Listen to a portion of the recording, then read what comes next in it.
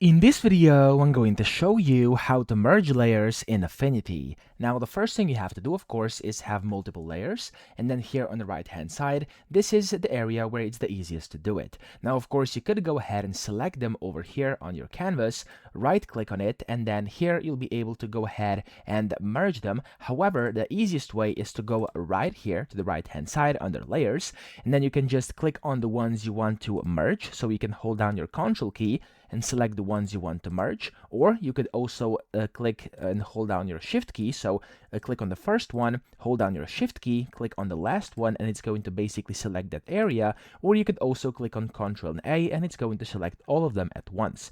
Then what you can do is right click and click on merge selected, which is going to merge all these different selected ones, and it's now one object, as you can see. Or alternatively, what you can also do is just basically merge visible. Okay, so we don't even have to select them. You can right click and click on merge visible. It's going to merge all the visible ones over here and create a separate one over here. So that's how you merge layers. I hope this video helped you out. If it did, please subscribe to the channel and help me out as well.